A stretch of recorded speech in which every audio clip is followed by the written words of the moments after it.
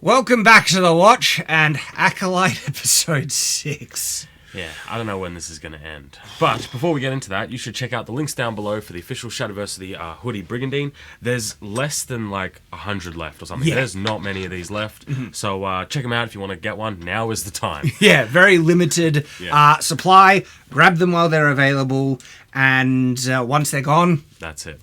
All right, Acolyte episode whatever we're up to. What a pointless episode! A filler episode. Again. Like, this is crazy. This is the thing, right? A filler episode's getting a bad name because sometimes filler episodes, right, can be interesting or fun. It's just that barely, when I say barely anything, like effectively nothing. Well, I could summarize it in like three sentences. So that gives you a clue of what happens in this episode. I don't think I care about spoilers. You just want to give us a summary. Okay, so Sol feels a little guilty that everybody died, and he figures out that it's the evil twin. And then the evil master tries to convert the good sister. They have a conversation. That's it. End of episode. And Green Jedi Master Nepo goes to the planet. But all those scenes were so unnecessary. They were ridiculous. Like, there was one scene where it's like, don't you get car sickness? Like, what is the point of this scene? Is that supposed to build character, make her interesting or anything like that? It's just like, I don't get sick. I just get something uncomfortable or... It's literally pointless, this episode. Yeah, nothing really happens, except one thing that I found fascinating. They do confirm it was Cortez. What else is it going to be? And then I love how they do the panning shot, and there's just a huge vein of Cortez's. I'm like, that's about right. Yep, that's... It's really rare, don't you see? It's hard to find. It's super rare. Massive amount of this thing. Sorry, we're jumping all over the place because it's not really much. Well, here's the baffling thing, right? Barely anything happens, yet all the stuff that they do bother to show is retarded. Par for the course for the Acolyte. There's so much stupid things happen that I'm wondering, why are they doing that? How are they instantly teleporting across the galaxy? How are they not aware so-and-so is this? Why are you flipping on a dime so easily? What are your friggin' motivations? You have no plan. You're just leaving people, you're not bearing... It's all crap.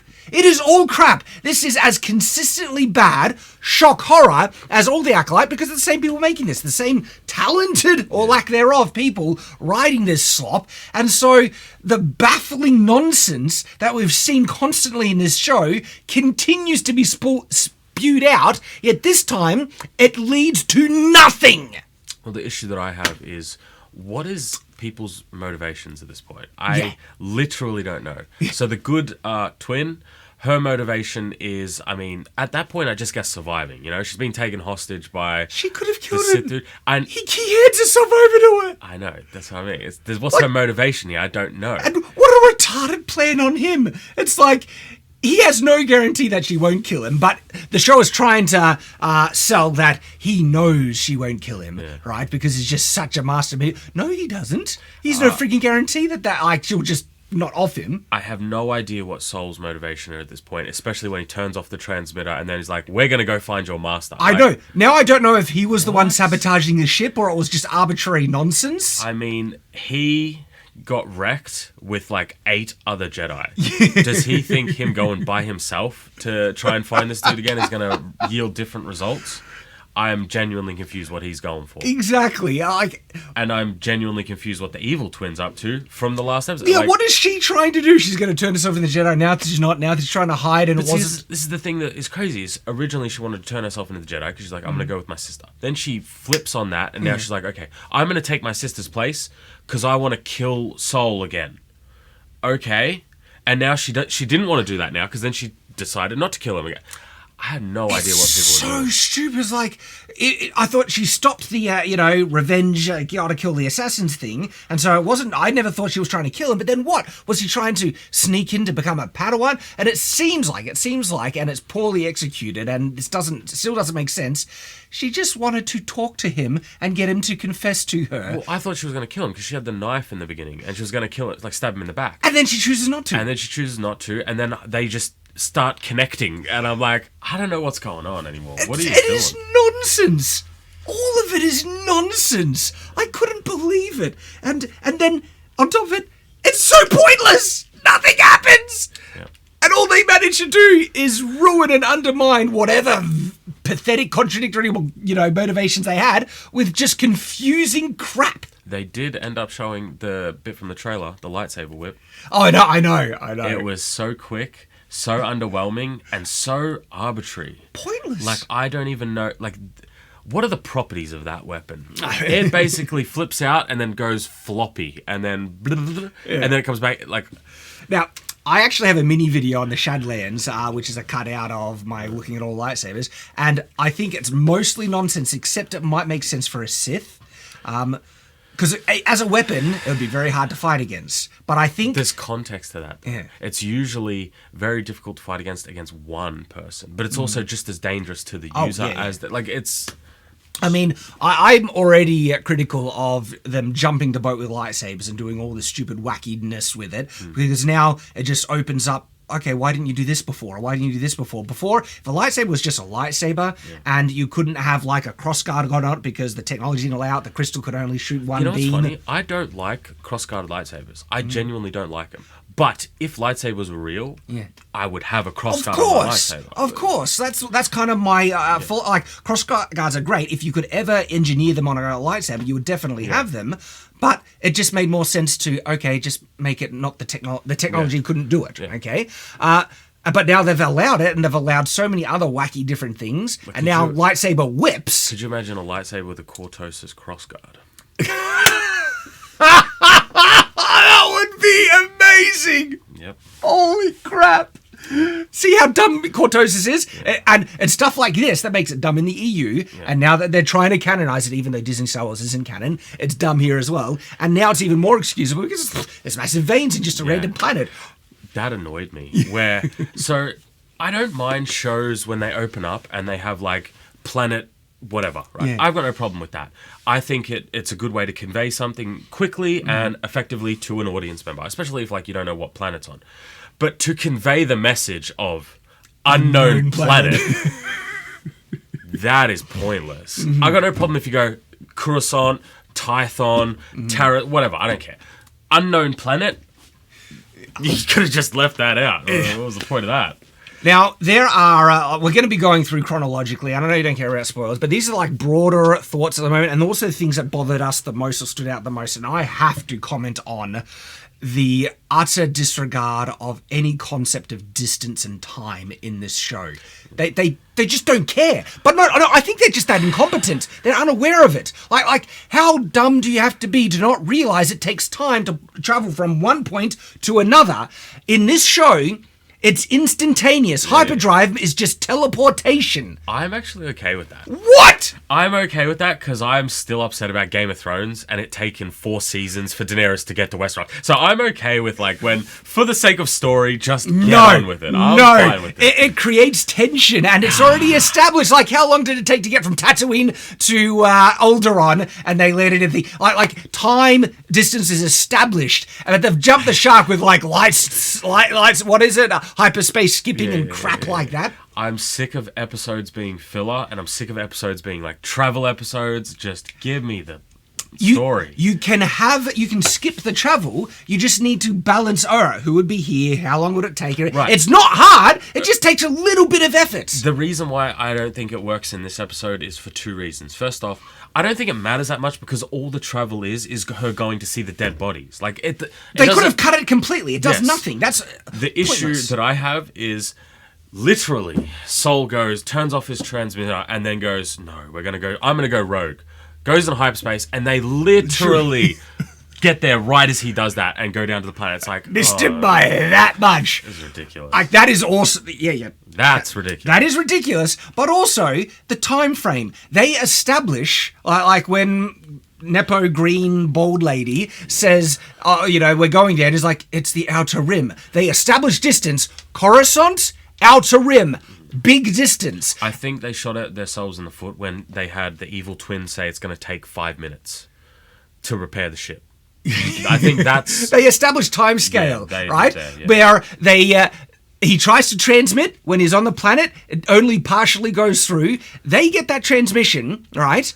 And arrive where he is at in the time it takes for Sol to fly up to orbit, fix the transmitter, reset it, take 5 minutes, whatever, and then leave. We're talking at most an hour, 2 hours to fly from Coruscant to the Outer Rim. Are they retarded? Like, are they paying attention? This is supposed to be a universe, right? Once upon a time, it took time to travel. Now it's like instantaneous, and it's because they don't give a crap, and I think they're that dumb to not realize. They just put hyperspace is whatever we want now. Teleportation. It's crap. This one, personally, I don't care that much because I have much bigger issues. It was so egregiously bad, though, this time. They actually show it being instantaneous, where it was bad in the first few episodes, especially hang on, they arrested those people, they went back and everything like that. Here, we're given a pretty strict time frame of sending message, receiving message on Coruscant, getting on the ship, flying back, and it's like, bang, right there. And when I saw that, I was just like, what? To me, it's like unforgivably incompetent. Anyone who is trying or even paying this minimal amount of attention or even cares about the world building and how the technology is supposed to function to the smallest degree would understand that and get that. Keep in mind, you're very anal about world building. I am, yeah, absolutely, and you should be. It gets on my nerves. But that's what, Star Wars is built on world building and the mechanics of how things operate. But there's a lot of Star Wars is one of those ones where there's so many examples of it being either or. It's just whatever the. It's more consistent outside of Disney Star Wars. Disney Star Wars is when they jump the shark and have light speed ramming bullcrap and. Because there are examples of when Anakin gets the transmission from Obi-Wan on Tatooine and then is in Geonosis in the time frame it took Obi-Wan to get captured. So I would criticize that as well then. Yeah, I know you will, but I'm saying there's examples of this everywhere. This one to me is just egregious. It's so blatantly, because I think you could even miss that sometimes because they don't establish where when. They establish Coruscant, Outer Rim. We know that the Outer Rim. Yeah. I mean, it's unforgivable. I lost plot at that. Sith guy. He offers his life to May, and she doesn't kill him. He came off very horny, didn't he? I mean, I ain't gonna blame a player, man. It's just funny, that's all. He purposely strips down in front of her. He wants to get naked in front of her, and they establish he knows she's there. He even when he's in the thing, he looks back. How does it feel in your hands? Yeah. Why do you love someone who can't love you so deep? Oh, he walks. He's naked in the water. It's grab my lightsaber. You know what's funny? I like that actor. I like that dude. I think he does a fine job as just the actor himself, but the character is retarded. All the characters are. Yeah. So, look, we'll probably jump on this when we go chronologically, and so we'll dive in deeper as we do it. But I was even thrown out at the beginning, right, when Osha wakes up in his lair, den, okay? And they're showing that this is kind of happening concurrently, at the same time. Yeah. And it's like, hang on, he had enough time to grab her, drag her to his ship, fly to his other planet. We don't know how long she's been unconscious for. Yeah. It seems like the whole time. And it's almost instant, Soul is still on the planet. Again, teleportation. It just has to happen at different times. It has to, because that doesn't make sense. They're showing it concurrently for story purposes, but it's not happening at the same time, I wouldn't assume. I reckon they would easily be that dumb to do it. They've shown that they don't care about the time frames. I don't think so. Not for that one, because that's ridiculous. Well, because she got knocked unconscious. He went from Kofar to unknown planet. She's in bed. He's going to have a bath. There's a whole bunch of stuff that happens in between. You would think a lot of stuff has to happen in between. Yeah. Flying from Coruscant to the planet. She wakes up, and I was like, he just put a blanket on her. But okay, so he legitimately dragged her along, and he thinks he can convert her. Yeah. Make her his new Acolyte. Apprentice. They don't want to say apprentice, because I don't know why. Yeah. But they don't, because it's the name of the thing. And all right, maybe that's pretty darn confident. The twin that's been helping the Jedi the whole time, he just thinks, I could get her on my side. Yeah, she could fix him. Legit though, that's what they go for. I think they honestly try to do that. I thought they were going to kiss when she had him around the neck. Such awkward sexual tension, right? And he does strip naked in front of her on purpose. Is that indecent exposure, sexual assault even. I mean, he's a Sith. He can do what he wants. Yeah. So, it is what it is. Okay, she notices her bandage side is being tended. I didn't even notice her get injured. I know you saw it at the end of the episode. I'm again like, you'd think at least a day has passed, but is it instantaneous? They're not being clear. Was she unconscious the whole time? Then it's cuts, right? She searches through the crap inside his cave lair, and then it cuts to Thingo, because when I saw that I was like, okay, a day must have passed, right? It cuts to Kofa. He's still on the planet. That's why I mean why it feels like it's the exact same time. I know, yes. Because when I saw them on Kofa, Sol, he hasn't even transmitted the alert. That means like this is picking up right where they were in the last episode where they just got onto the ship. Yep. I'm like, how the hell did he get to the planet then with Osha? Yeah. Oh, it's nonsense. And then, conveniently, the transmission breaks down. This is an odd one, because if it was sabotage by the evil twin, that makes sense. There's not enough time. But that doesn't seem like what's happened. It just seems like the ship's conveniently breaking down right at that exact moment. Because they show basically this is him instantly getting onto the ship, trying to send the distress call, and it's just broken. And this is one where like you could easily fix this. Just have those like traders. Yeah. And think just like ripping something off the ship to sell it. Exactly. And you're good. And that's kind of established that there's a lot of scavengers in Star Wars. This is just the ship seems to just break down for some random reason. And it's just for the plot. Yeah. And it becomes arbitrary nonsense where you're like, oh, come off it, right? And so, maybe it's the transmission gone. And that's when May is sneaking up with the dagger. And this is where I'm wondering, what the hell is she actually trying to do? Yeah. I mean, I guess she doesn't want to kill him because she's got the dagger, and then he says, Osha, even though it's really May, take the wheel. Yeah. I think if her plan was to kill him, just take that ship and sell it and then go live a happy life, I'd be like, all right, that makes sense. Yeah. But it doesn't seem like that's what she's going for. I also have a bigger question, though. Yeah.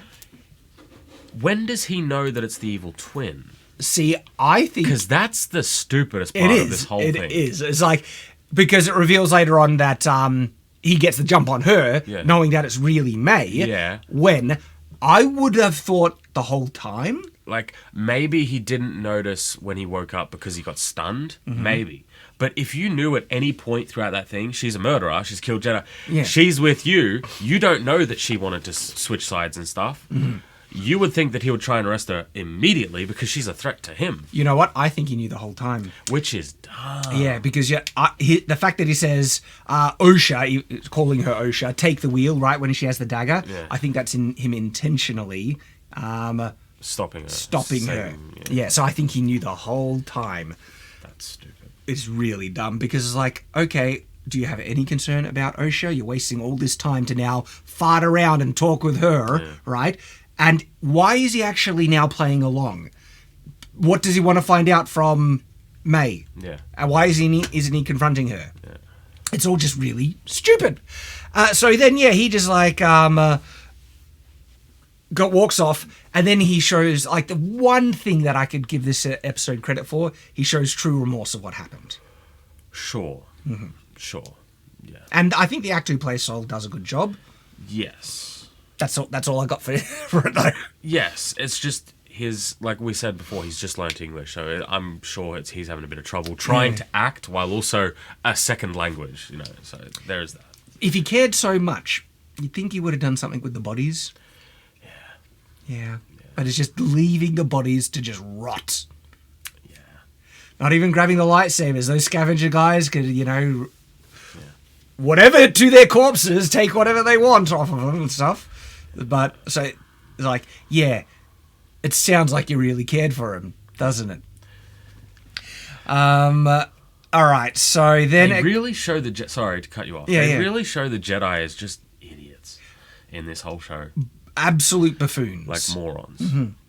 And I think they're doing that part intentionally because they want to destroy the idea of the heroic Jedi. Yeah. And they said they intentionally, like Leslie Headland, she says she identifies more with the Sith. I'm paraphrasing, but she likes the Sith. And if she was in the... and it's like, that's a bit of a self-report there. It doesn't surprise me because you are the former assistant of Harvey Weinstein. There's so many things wrong with the things that these people say. Yeah, and their moral compass. Like, these are awful, immoral, unethical people who do horrible things. And again, former assistant to Harvey Weinstein, what do you think she knew and probably was involved in? Holy crap. But she gets promoted up. She gets a whole Star Wars show, right? Because people wonder why there are so many... And this is... They caught this producer who worked for Disney, and he was a full-blown pedophile, right? And he previously worked for Nickelodeon, and he got fired because of really dodgy stuff that people were starting. And then he got hired at Disney. And we're like, how the hell would someone like that, who already has a track record, get hired at Disney? And I reckon it's because the people who are doing that type of stuff, it's like, well, if I hire the people who are doing it, they're not going to report me. They're going to protect each other. That's my kind of theory. It really gives me that vibes.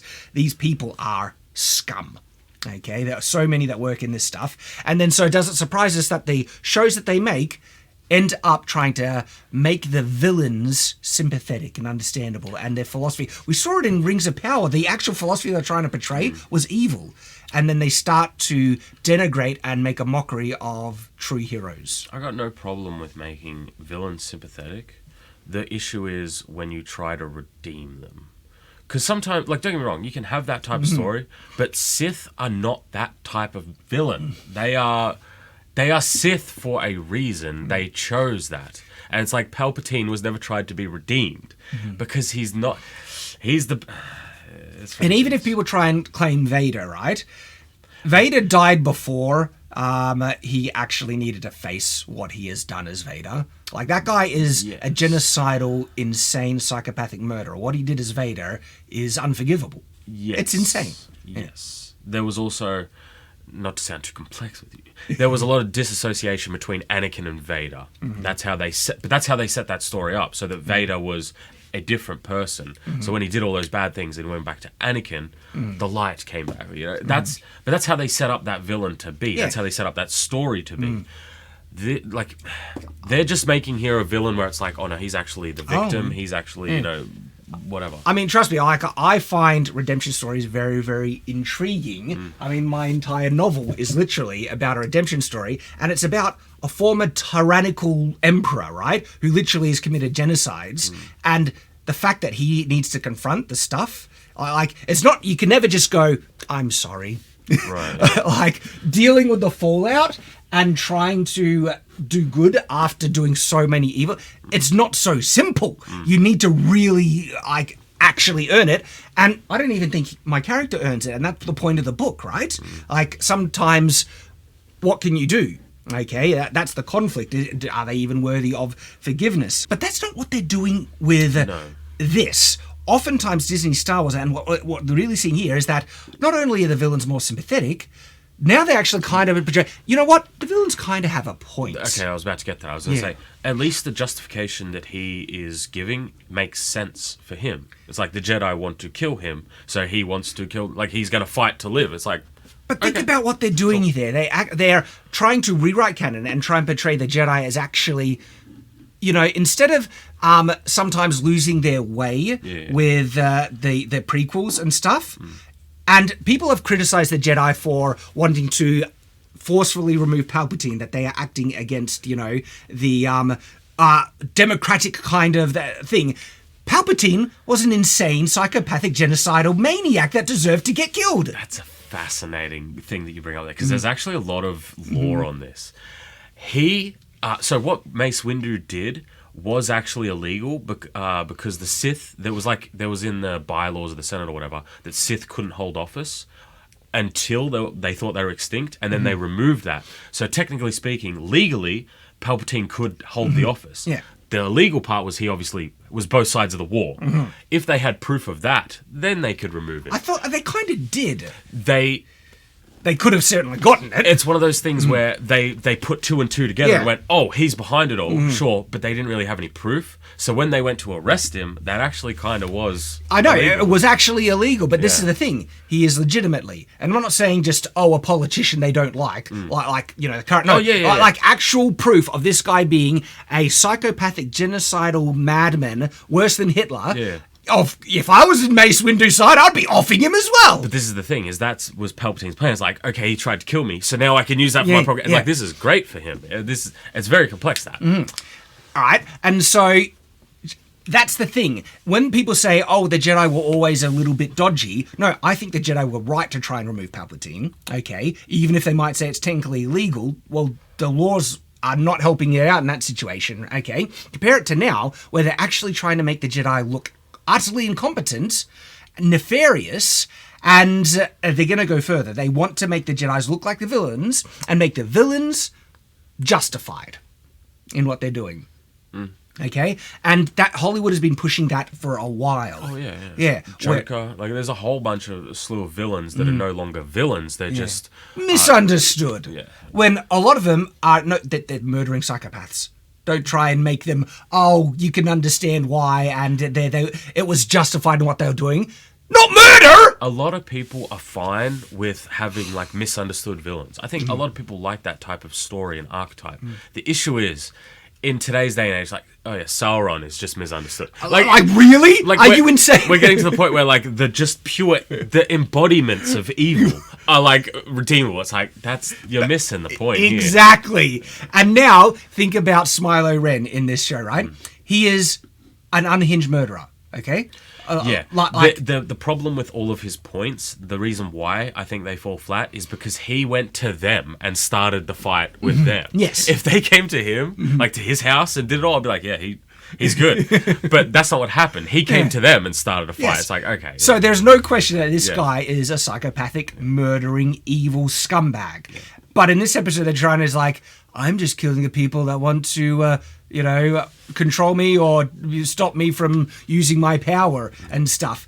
And the fact that May actually thinks, you know what? She doesn't say it, but it's clear.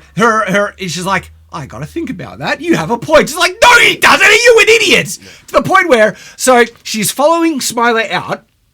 He clearly knows she's there, and so he purposely strips naked in front, which is weird. It was so pointless. You could achieve what you wanted in terms of, I know you're there, take the lightsaber, threaten to kill me, and have the conversation, and they don't need this really weird nude, and they don't show anything, but he does strip naked, he is naked, right?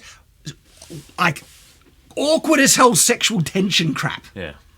They didn't need it. You know why they put it in. I think it's funny because it was even funnier when he's talking about how she loves people that can never love her back, and he's like, yeah, you gotta, you need someone who can love you deeper. And I was like, bruh. This is the Sith new strategy in converting people. Just take off your kit, wire it around and say, do you want to grab my lightsaber? He does that. It's like... Hey, man, if it works, it works. This is where Star Wars is. I don't recommend people try that. No, but this is Star Wars. Once upon a time, Star Wars actually had a bit of self-respect. Instead, it's like, let's pointlessly have him take off his kit to try and seduce her to the dark side. Really, right? And you know why they did it, okay? It's because. Objectifying women bad, but now we need to objectify men because of revenge.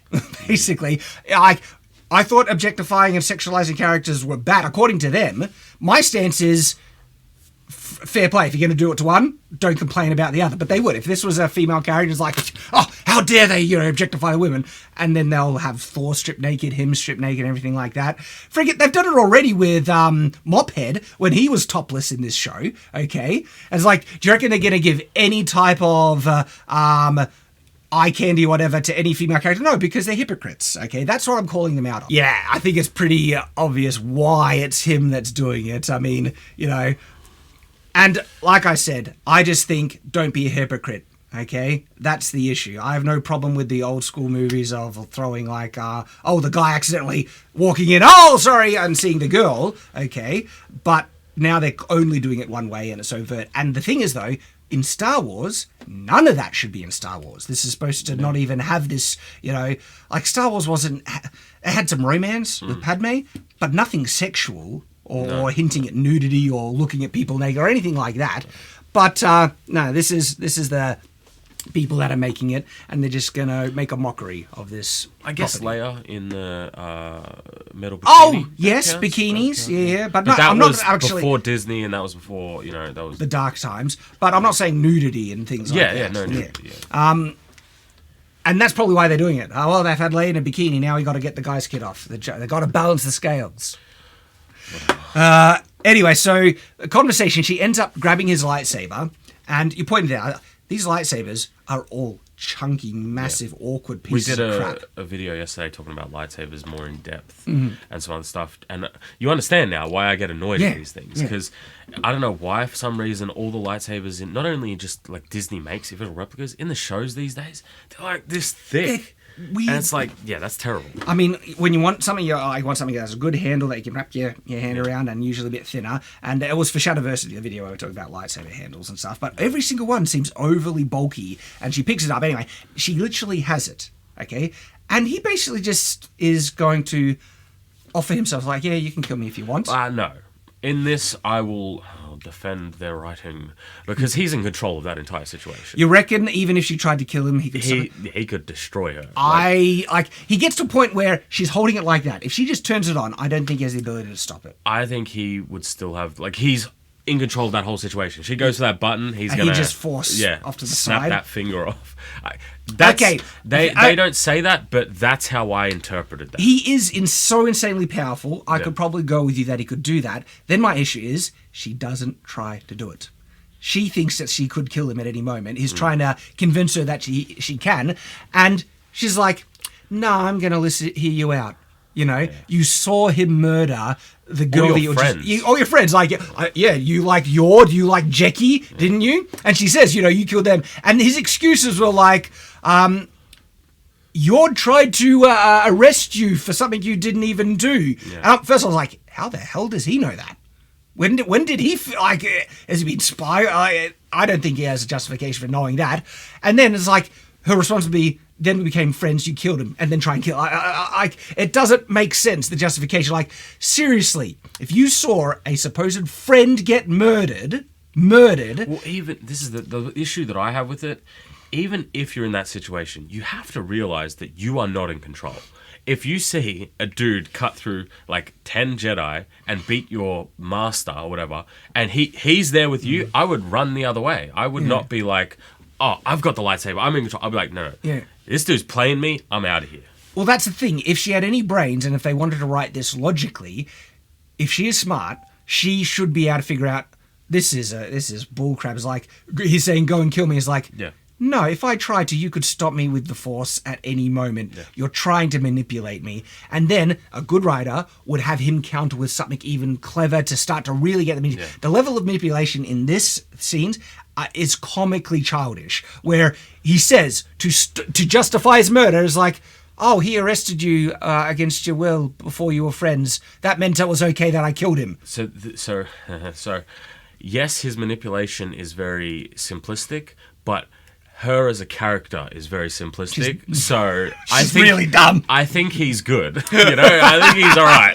But that's awful in the show. It's like, we can justify dog crap manipulation and writing because our characters have already proven themselves to be retards.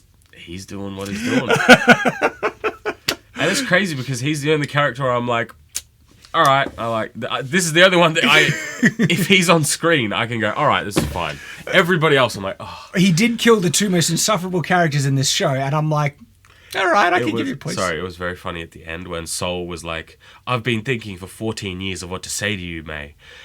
So you're going to sit here and listen. And I was so thankful when they cut away from it. I was like, oh, I don't have to listen. Thank you. See, I thought it was actually dumb that moment because, like, if it's that important, the lights turning on the ship wouldn't cause you to stop. No. Talking. When he's captured her at the end. And they cut away. I'm going to tell you all these things. I'm like, please, I don't want to hear it. I really don't. And they cut away. I'm like, but yeah. To me, it was like, when I saw that, I was like, nothing happened. You're going to cut there? Really? Oh, I do have to mention one of the hilarious moments. She grabs the lightsaber, right? And she's holding it like that.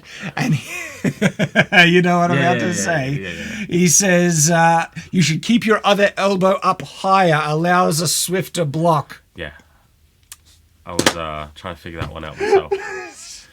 Oh, wow. They have no idea how to fight. It explains why the fight scenes are so bad. Like anyone who has half a brain knows that means nothing. Anyone, you don't even need to know anything about sword fighting to think, hang on, why would raising it like that versus that means you can block faster? It's stupid. Well, this one maybe. It's not, like, it's not going to increase your speed. You don't even need to know sword fighting to know that. Is that what he was going for? And that's it. Like, that was the thing. And he says, raise the elbow. And I think it has to be the first one because that's the one that was lower. So then. So do that. And it's a faster block. It's like, if anything, that it presents your arm further forward and more vulnerable. If anything, that's a terrible position. She starts off with it, and she's like, that's a good position. I'm like, no, it's not. No, it's not. Like, his thing should have been is like, that's a bad guard position. Present it forward to defend yourself. Yeah. That should have been. But the thing is, though, she was supposed to be trained by the Jedi, and so her just adopting that stance doesn't make sense if she had any level of training. Yeah. It's like, there's a reason why that's more of a pose stance. Yeah. But the only thing that comes close, I think, is you hold it in the sword on an angle moving forward. Yeah. The problem is, with a lightsaber, it's very different to a sword. Mm-hmm. And I would never hold a lightsaber like that. Oh, yeah. A lightsaber you want to present forward. That would be a long point at all times. Yeah. The people making this, they don't know anything about sword fighting. And this is gobbledygook nonsense, okay, just to make them sound like, oh, they know, aren't they so clever? But you don't even need to know anything about sword fighting to think about, like, that's dumb. Mm. Yeah, so I had to laugh at that. And then there's the whole, he decides to walk out of the water, just flashing his junk at her. And he knew that she was there. This is all, him doing it on purpose. Okay, then she's like, did you kill Sol? I'm like, you've already seen him kill heaps of people. You don't need to confirm that to find out if he's irredeemable or you should be worried or you should try and kill him. Yeah. You've seen him. I thought you had crushing on Jackie in the last episode and he killed her as well. Yep. But maybe she's thinking, well, Jackie attacked him, so that's fine. He was the villain, you idiot. Yeah. Of course. Oh, it's so crap.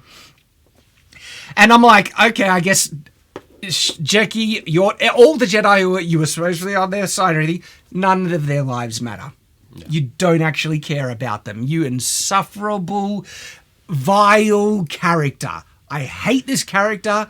I do not care. Happy if she dies. I would be a lot more forgiving of this if he showed that she wasn't in control and like her life's in danger at every moment. Mm. But that's not what happens here. They go out of their way to make it seem, from her perspective, that she can leave at any point. He even says, which was dumb. I have to point out this as well. He's like, if you want to make it to the ship, and they pan over there on the shore line, and the ship is on this little tiny like island thing just over here. If you want to make it to the ship, you better start swimming by nightfall. And then they do a pan out shot, and it's like 100 meters away. Like, you can swim that in 10 minutes. Yeah, anyway, it's not that hard. So they've established that she can leave. She can leave at any time. She thinks she can, and she stays. That's the problem. Like, why? I would have no problem if she was hearing him out, humoring him, if she was under threat, and like. And if she is thinking like, this is all a ploy, no way you'll let me leave, so I'm not even going to play your game. She doesn't voice that at all. And that would help her character if she did voice like, stop lying. You're not going to let me leave. It's all just nonsense. And then I'm wondering just, what is she actually trying to do? Are you that dumb that you would entertain these stupid arguments? Well, yeah, at the end, she puts on the helmet. And so cuts away, and Sol can't get the transmission even when he goes into orbit. This time, the entire power of the ship cuts out. And I'm like, something has to be sabotaged. That's the only explanation. Like a double something that doesn't work, transmission cut out down there, and then they're in orbit and the whole ship. Mm-hmm. But they don't show May. I thought, is May sabotaging it? Does she want to stop them reporting or something like that? They don't show her doing that. She goes and fixes it, actually. It implies that Sol is the one who did it, but they don't show him doing anything. Yeah. The only kind of logical answer is Sol actually is sabotaging it because he wants to get May to... He knows it's May, and he wants her to say something while she thinks that she's still undetected. That's a stretch. I know. That's a super duper stretch. They don't deserve that charity at all, and then I'm doing the job of the writers on top of it. It's unexplained, and it's nonsense. shock horror, par for the course of this show. Okay. Then he mentions something about he has to rescue May. They have to, especially, and I'm like, how do you know May was even taken? Because all he would know is that if this is still, he says he needs to rescue Osha, thinking, I'm all confused now. It's all nonsense because I'm trying to remember when he says they need to go rescue someone, and it was either May or Osha now. Yeah, that's right at the end when he's got her chained down and he knows that he's stunned her already. Okay. Oh, he says he was a Jedi a long time ago. Yeah, the Sith dude says The that. Sith dude. I'm like, okay. Are they hinting that is going to be someone from the EU canon, like, experimenting? I don't know. Like, there's been hints that he has some relation to Plagueis, people have been claiming, and I was just like, what are they going with that? Haven't you realised, Shad? Reality is whatever they want it to be. Canon doesn't matter for Disney. It's just whatever they're feeling on that particular day, that particular writer and that particular director are feeling like that's what happens. There's no overarching story. There's no consistency, or it's all just whatever. That is absolutely true. We've had 10 years of Disney now. Like, if you haven't got the point yet, damn, you are really, you are slow on the uptake. So, the Jedi receive a partial distress call. And this weird, like, goofy-looking Jedi who looks like a nerd that's never fought a day in his life reports it to Jedi Master Nepo. And I'm like, okay, I'm a little confused as to what her role is. Because they are showing that basically she runs everything and separate to the council. Yeah. Like, what? This guy literally says he was not aware that Nepo lady sent Sol on this mission. Yeah. So why is he reporting this distress call of Sol to her? Yeah. Like, you'd think, oh, really bad distress call from a Jedi on a mission that we don't have on the books. They mentioned that he was there for some reason. And so there's no justified reason why this guy's reporting it to her now. I think what's crazy is that the entire events of this show have happened and not a single person has reported any of this to the High Council. It's insane. And they're in the same building. Like, they're in the same building. And nobody has that. And we're talking about, like, they got news that an entire Jedi strike force was just wiped out. And everybody's like, all right, everybody who knows about this, come with me on this ship. It's so dodgy. Like, and that's what I mean about the fact that this Jedi brings it to her when they get a distress call that they have no link or connection between Sol and on a mission from her or anything like that, and then just reports it to her instead of the High Council or more people finding out about it, because he literally mentions the transmission was a bit broken up, but it sounded like everyone died except Sol. They got that much. Yeah. That is like, red alert, all hands on deck. Holy freaking crap, what's going on? Most of canon examples of what happened, like, we don't have anything exactly matching onto this, but what happens, from what I've seen in most of Star Wars, is when something like this happens, they usually dispatch a council member to go and deal with this. Like, it goes straight to the council. Yeah. Something this, like, horrible, devastating. Not all the time, but, like, there's a high chance of something's going on, especially, like, in the Clone Wars is a good example. When there was stuff happening, they'd be like, all right, we need to send a council member here. We're going to send Kenobi to Utapau to deal with Grievous. We're going to send, somebody here to do this. That's usually what happens. I would think, like, a report of a Jedi that had taken a task force that was not on the books. Not even that. No. I would say if there was an assassin that's killed 2 Jedi Masters already. The count, then they would, This is insanity that she isn't reporting it to the council. And then now, when they get the report that there was a task force that had not authority to go, and 5, 6 runners... No, actually... 3 Padawans, 2 knights... 7. Yeah. Because when I did my fights in Autopsy on Shadiversity, check it out, I said he'd already killed 4, but they actually killed 5 before he engaged anyone else at the beginning, because someone actually already died. And then he kills Mop Top and Jeki. So that's 7 Jedi. Yeah. And so when they get a transmission that 7 Jedi most likely died except Sol, that is like a catastrophe. That is like straight to the council. Especially when there's Padawans there and like... A great example of this is when Savage Opress is introduced in the Clone Wars and starts killing Padawans and Jedi. And it goes straight to the council. And then Anakin and Kenobi? I think they get sent to do it. Like, insane. There actually is an example of this. There we go. Yeah. And the show writers are so incompetent that it's like, oh, we've got to force this arbitrary bullcrap. And so whatever this bold green-haired lady nonsense idiot is doing is insane. It doesn't make sense. It's not justified. But anyway, the report comes straight to her. And then he's like, how do you know? Because she says he was on Kofar. And he answers, how did you know he was on Kofar? I sent him there. And he would answer like, what? But then instead is like, okay, I follow you, Master Nepo, whatever that is. It's crap. All right, so yeah, the transmission dies on this ship, and the little Basil, his name is, the ferret. Man, it's so unnecessary. I'm seriously. They thought they were going for something cute and funny with this stupid tiny thing, like creature. This creature can smell that it's not OSHA, okay? Knows that she's an imposter, and it comes in, and he does this whole, like he's going to fight him. And then humps her leg. This thing is retarded. Yeah. It was not cute. It just made me like nearly vomit from the stupidity. It was like, come off it. Are you seriously that dumb? Maybe that was who told Sol. They don't show it. Because when he stuns her, the little thingy's next to him. Maybe that's what happened. Which is even worse, because that means he's an idiot. It means he could have... Because I was assuming the only way it would be this stupid that it doesn't tell Sol is that it can't communicate with Sol. Yeah. But if it really was... Because it waited ages. Yeah. This is like...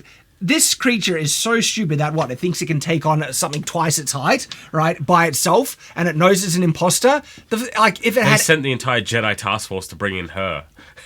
If it had half a brain, the first thing it would do, even if it can't communicate, it'd be pulling Sol's leg, going thing, right?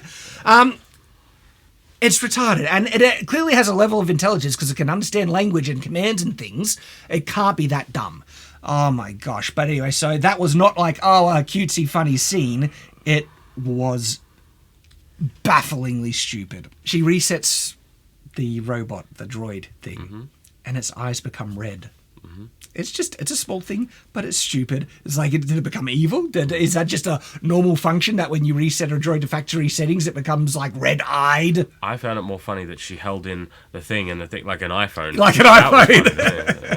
That's pretty easy to reset a droid and wipe its memory with just 2 buttons. That's like, think you would have to do something a bit more extreme, But okay, it does that because the droid knows, it's not her, whatever.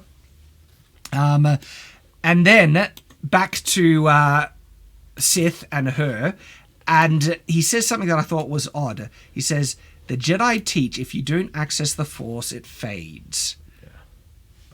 It's like, they'd never heard of that.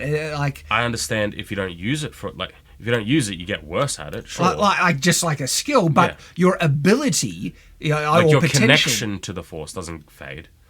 You have a set... Yeah. I don't even know what Star Wars canon is anymore, so I don't know. Yeah. Because you have a set amount of midichlorians. This is why Vader got weaker when he got his limbs cut off. I don't know what Disney canon is, so... Yeah, it's nonsense. This is where she's like, you killed, Jackie, you killed Yord, and that's when he says, the man that turned you in, and that was enough to, it's like, her, pull back. She does draw the lightsaber to go to kill him, but then only pushes the handle to his throat and not kill him. Yep. I thought they were going to kiss. I legit thought they were going to kiss. Real? Like, it's like they were pushing in that direction. Yeah. It was a very long, soulful stare of their faces right next to. I'm like, is that what they're going to do already? This is a bit quick, isn't it? Steady on. Yeah, and I was just stunned, gobsmacked. It's like, wow, she is so easily manipulated by a murderer to just like... She's not even going to blink again. Yeah. She's not going to confront him a single additional time for murdering 2 supposed friends. That's it. That's how she gets over it and gets past it. Yeah. And now she has the hots for him. It's insane. It's utterly insane. Oh, holy crap. And then he says, I kill those who threaten my existence. It's like, oh, good logic then. And her response is basically, yeah, good point. I should hear you out now. Yeah. Which would be fine if he didn't start the fight. He started the fight. And she knows that! Yeah, so that falls flat. It's insane. Okay, it goes back to bald-haired Nepo Master. And I say Nepo, her name is because she was hired because of nepotism. She's the wife, this actress is the wife of the showrunner, Leslie Headland, and she has no acting talent. She is a blank slate, wooden plank of a, performance a character, and there is nothing interesting or enjoyable about her performance. And everything is just a waste with her on screen, yet they devote a lot of time because she's going to be so awesome, remember? And she's still, I was still gobsmacked that she still hasn't reported to the council. And now they're about to go on their way. Next scene, the comms turn on. There is this bit of a conversation between, May posing as Osha says, tell me what what really happened or what you're guilty about. Mm-hmm. And it's an intense conversation, and he gets distracted because the lights turn on. Yeah. And he goes to the comm, and it's really weird because actually the lights turn on and she leaves, so she didn't even want to hear. She is going to the comms, and it seems like she's going to report the disaster. Yeah. And that's when he shoots her and stuns her. Yeah. That he doesn't. Now he actively doesn't want to report what happened. I just don't understand any of this. What? In the beginning, he's trying to contact the council, and Osha's trying to kill him. Then by the end of the episode, she's trying to contact the help, and he stuns her and then turns off the call. I have no idea what they're going for here. What is going on? This retarded nonsense. It's unbelievable. And so, okay, now he flips on a dime without any real reason, explanation. And it's just like, what? And of course he knew, this is where it's like, I think he knew it was her the whole time. Nothing is explained as to why. And then if you try and figure it out yourself, you're just doing the job for the writers. And most likely you'll come up with something vastly more intelligent than what they will either reveal, or most likely they won't even address it. The thing is, we've only got 2 episodes left.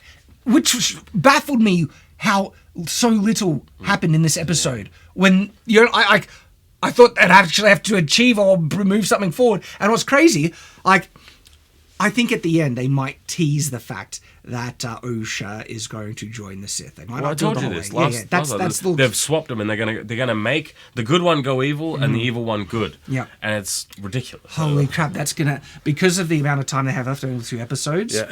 The way that they're going to do it now is only have the reveal of what really happened, which is going to make the Jedi look all so evil and stuff. It's going to be at the very end, and that'll be the thing where that'll tip Osha over the edge. It's like, I will join. I am the Acolyte now. Yeah. And then they'll cut, and that'll be the end of the season, I bet. Oh. Do you reckon that she'll say it?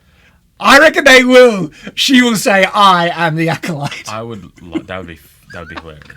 That'd be hilarious. I would enjoy that. That's funny. They're that bad, and they've purposely shoehorned in, the title so many times. Yeah. Oh wow. Oh, by the way, Smiley does say why you surviving, why you want an acolyte or apprentice or whatever. He says the power of 2. I want to understand this philosophy. I don't think they understand it.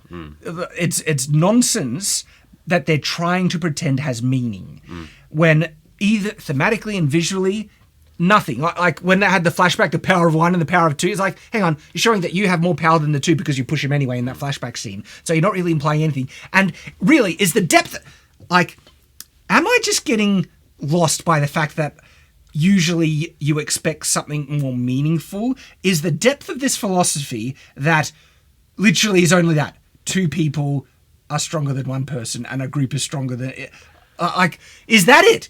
Is that the surface level thing? And then if that's the case, what type of philosophy or empowerment is that supposed to give? Because it's like, oh wow, is this like collectivism? No. I don't know what the philosophy they're going for in the show is, but the philosophy of the Sith is very simple. It's that the reason why Darth Bane created the Sith 2, off the top of my memory, is because there was too many and it was diluting the Sith. So he wiped them all out and started the rule of 2, so that only the strongest of every single generation. So he gets stronger and stronger and stronger and stronger. And that's why what happened when Palpatine killed his master in his sleep was kind of not really how you're supposed to do that.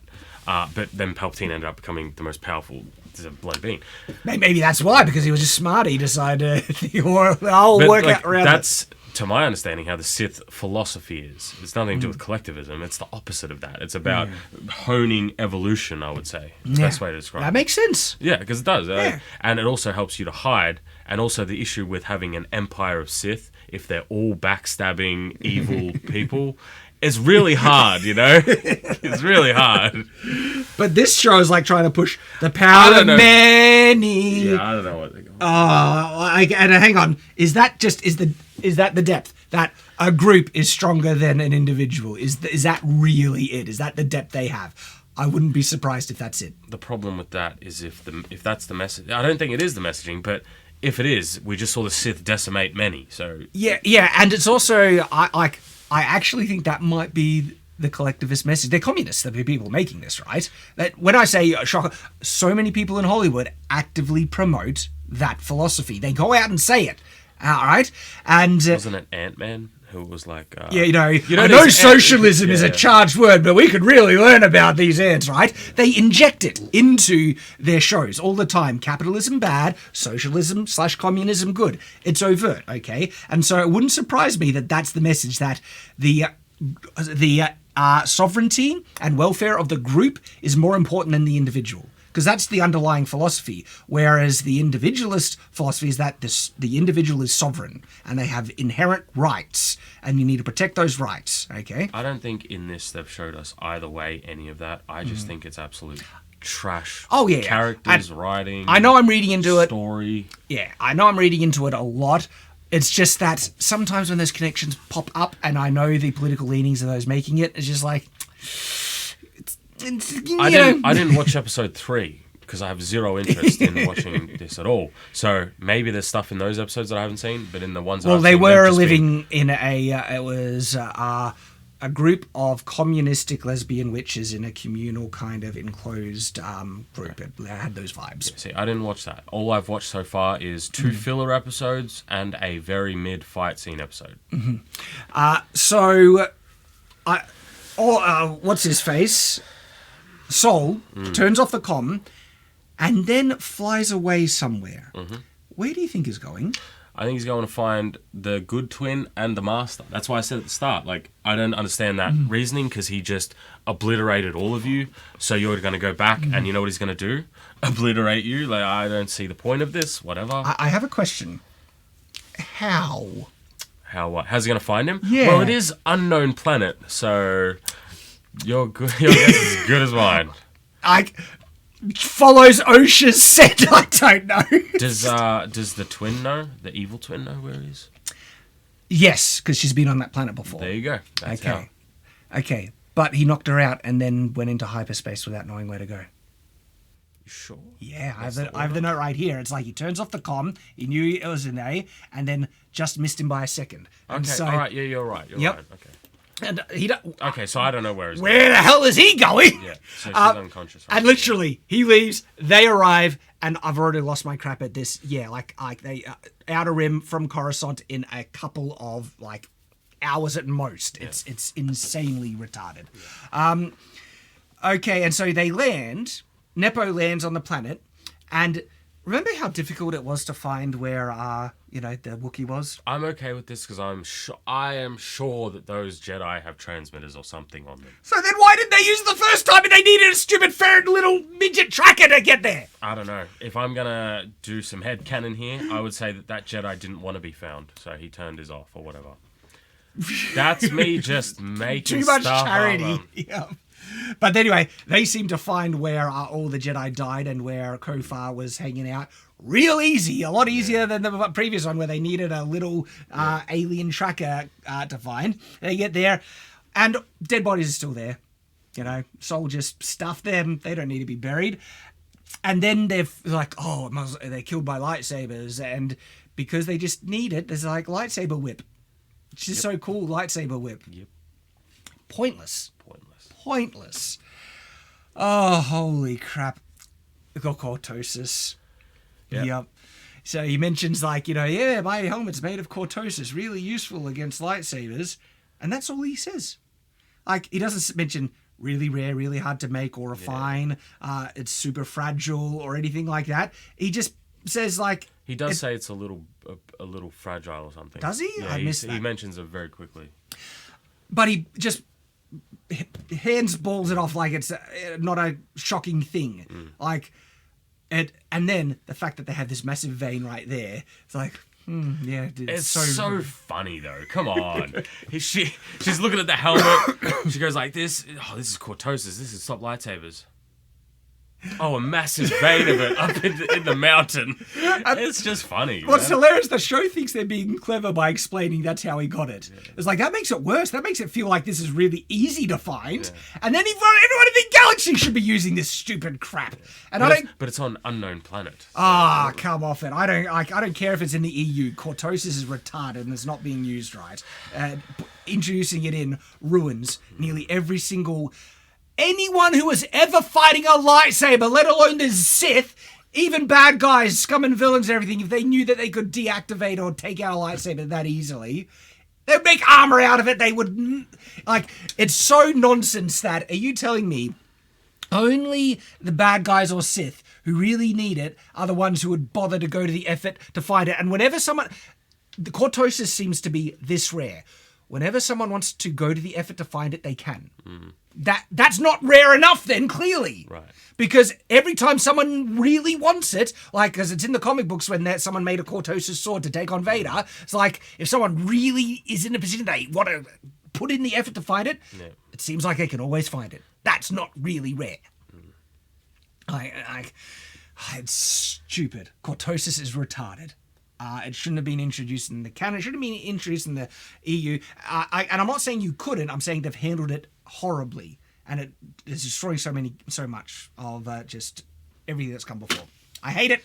Really? First time? Yeah, first time, right?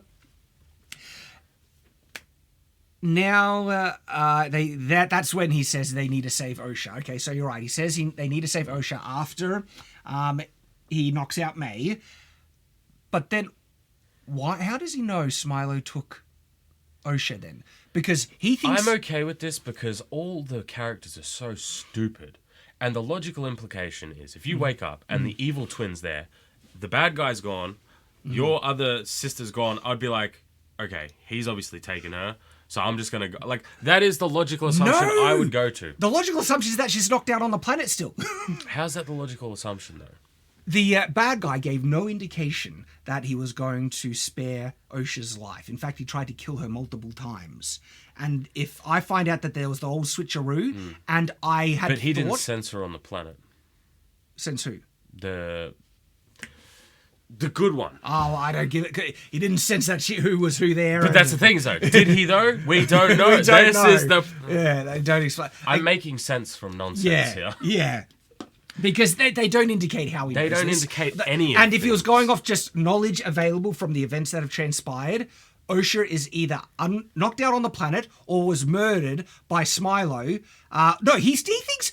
How does he even know Smilo's alive at that point? Didn't he leave with May after he got pulled off with the animals? The last he saw of Sith guy is supposedly getting killed by the bugs. Right. You're right. Why? What's going on? So how does he know he's alive? How does he know he kidnapped May? From all the information he would have available is that May is knocked out on the planet because he thought he left. Sorry, Osha's knocked out on the planet because he thought that was May, that he left May knocked out, even though she was a horrible criminal. Yep. And it also brings back to your point that we did in the last one of these things is if he knew that wasn't going to kill the Sith, then he should have killed the Sith. Exactly. Why is he leaving them? Yeah. Letting him get away. Yep. But now he's going to try and hunt him down and stop him because he can stop him. Okay, then why didn't you try and stop him when you was on the planet? No, he actually thought he was dead. Now suddenly he doesn't. Magically he knows he's alive and he has Osha. This is retarded nonsense. Holy crap. I forgot about that. Hopefully I forget about all of this. Yes, I know. This is going to get purged from my memory after this because it's painful to try and watch it. But that's what I've done with Obi-Wan. It was so bad. Most of that is just purged and I'm happy to forget it. And then when I remember it, I feel pain for how bad it was. But that's it. That's the episode, guys. It's amazing how so little could happen, yet so much retarded crap was still in this episode. I'm impressed at the incompetence. It's incredible. Well, that's pretty much episode whatever this is. I don't care. Of Acolyte. 2 more to go. 2 more. Let's do this. Let's get this done. Oh, we will, because that's what we do. Stay on watch.